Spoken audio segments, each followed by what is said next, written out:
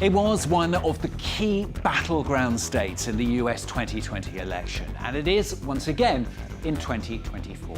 4 years ago, Arizona, narrowly snatched by Joe Biden, just 10,500 votes out of nearly 3.34 million voters.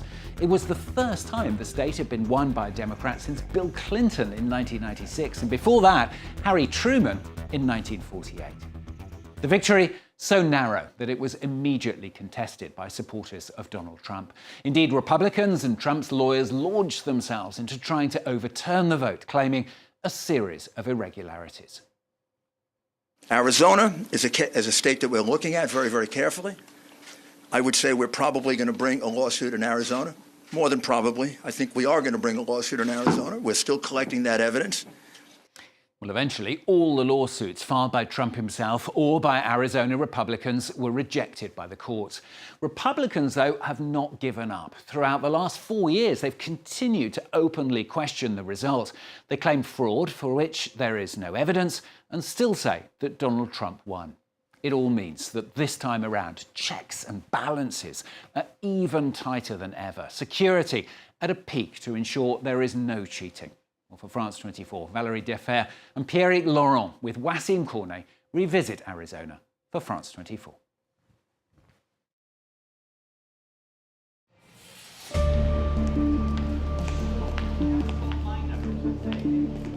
It looks like a huge warehouse packed with tech. This is all of the equipment that will allow the 2.5 million voters in Maricopa County to cast their ballots. These are our on-site tabulators. So on election day, if you vote in person, you can actually run your ballot through this tabulator, so you can see your vote being counted in real time.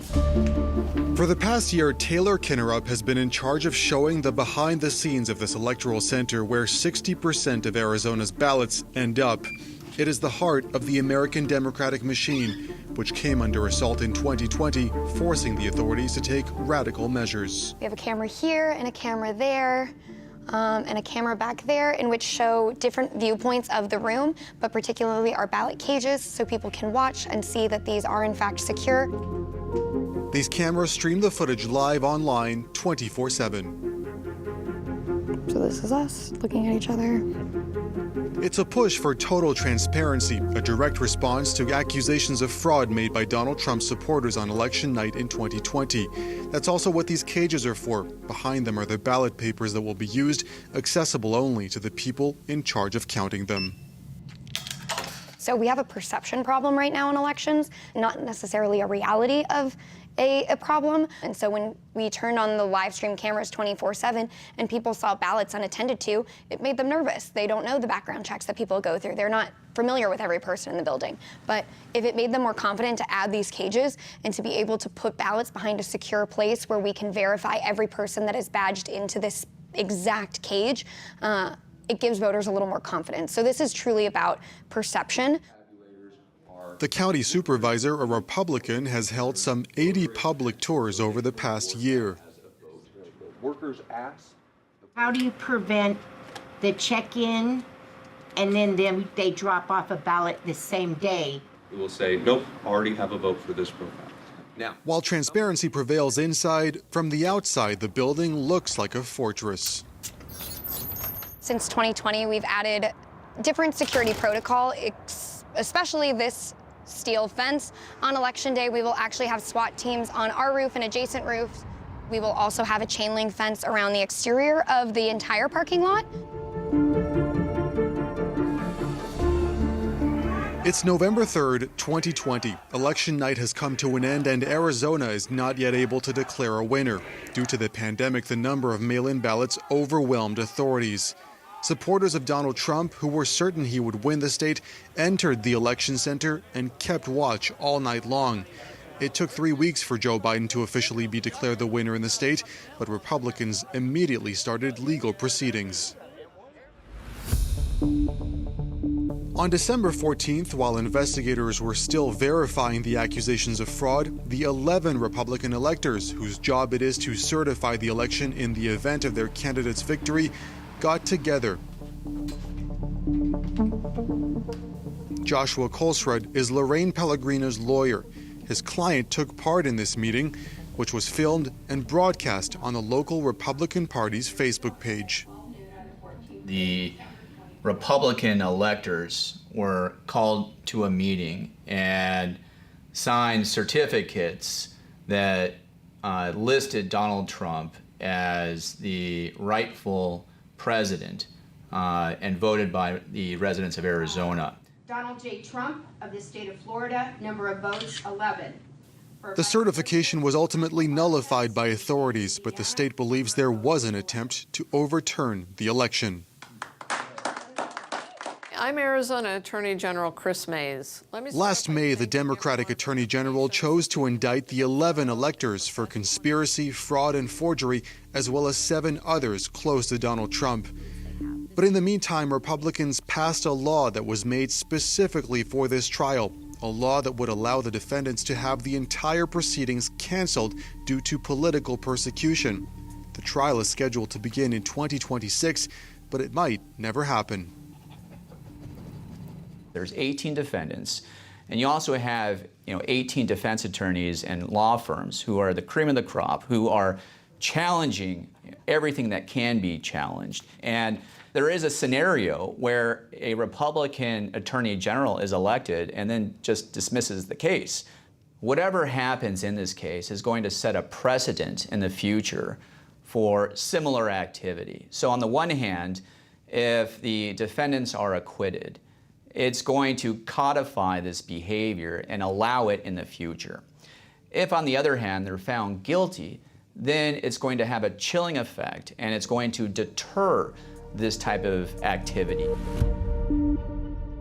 And this didn't just happen once. I'm alive, you're standing right here talking to you, telling me I'm a threat. In 2022, there were similar attempts to intimidate authorities. The midterms that year saw poor results for Republicans and for one candidate in particular. For a fair 2 years later, she is still a central part of Arizona politics. Her name, Carrie Lake. The former journalist has long claimed that Donald Trump won the election in 2020. 2 years later, she failed to become Arizona's governor and also refused to accept that she lost. She's now running for U.S. Senate. Carrie Lake is welcomed like a rock star for a TV debate with her Democratic rival. Inside the studio, Gina Roberts is making sure everything is ready. Hey. Hi. How are you? I'm good. This debate stems from the Clean Elections Commission, the only body of its kind in the U.S. whose role is to inform voters and monitor candidates' campaign accounts. At a time when Americans have doubts about their electoral system, the commission aims to be a neutral body capable of ensuring that democracy is respected.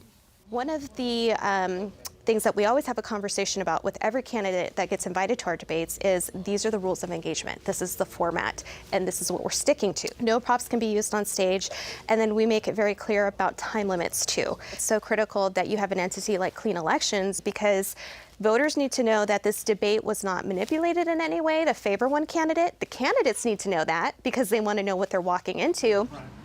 3, 2, start your mood, start your music, fade out. Hello and welcome to this general election debate for U.S. Senate. When Carrie Lake is asked about her defeat 2 years ago, she avoids the question.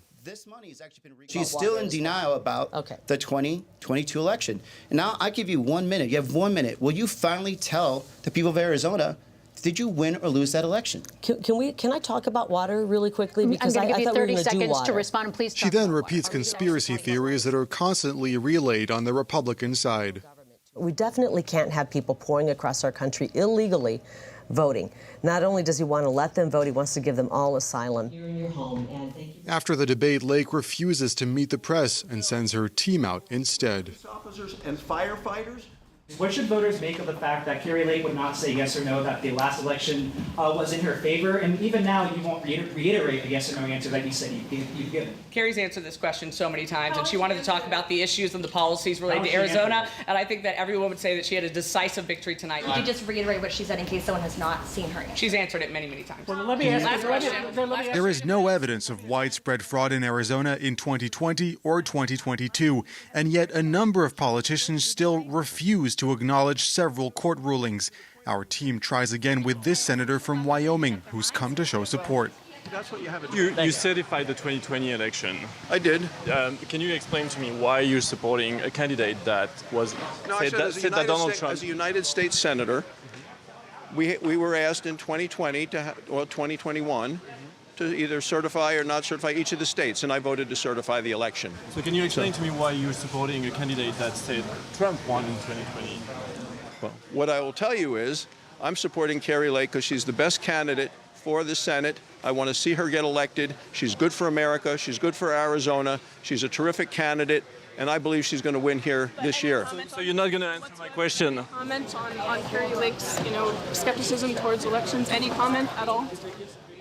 She's going to win. She's going to win fair and square. No comment on that topic. She said, I've not looked into all of those issues.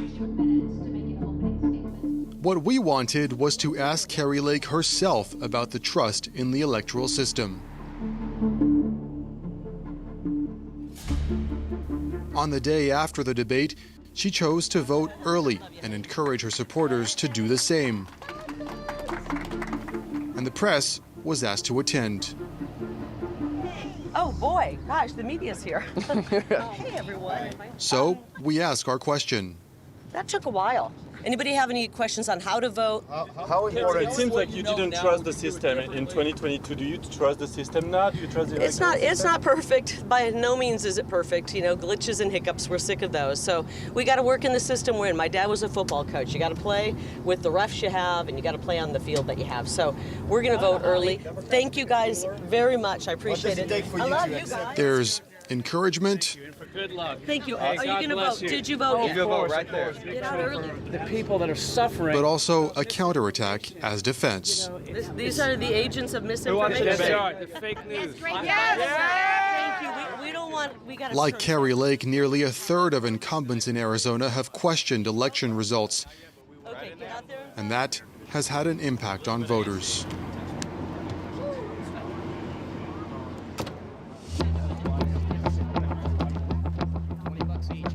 J.D. Vance, Donald Trump's running mate, is holding a rally 2 hours south of Phoenix. Most of the people waiting to enter the venue don't believe in the integrity of elections. I can't prove it, but if I had to bet money on it, as it being something shifty went on, that Katie Hobbs beat Carrie Lake for governor, I'd be betting that way. In 2020, it was all, they had people going back and forth to the same drop boxes. So you should vote once. You should be a citizen. But now it's not that way. They're registering all the migrants as they come across the border to vote. We know about the ballot stuffing and all these things go on, crazy stuff. It's going to happen again. And on stage, J.D. Vance plays along. If every legal ballot is cast, then we are going to win this election and make Donald Trump the next president. So I'm going to ask you, over the next 27 days, my friends, get out there and vote 10 times. Now, some of you laughed, but some of you feeling a little uncomfortable. We're Republicans. We only vote once. Here's how to vote 10 times the legal way. Take yourself and get 9 of your friends and family. Get them to the polls. But while the pro-Trump base loves this messaging, other Republicans are resisting by putting up these huge signs and billboards across the state.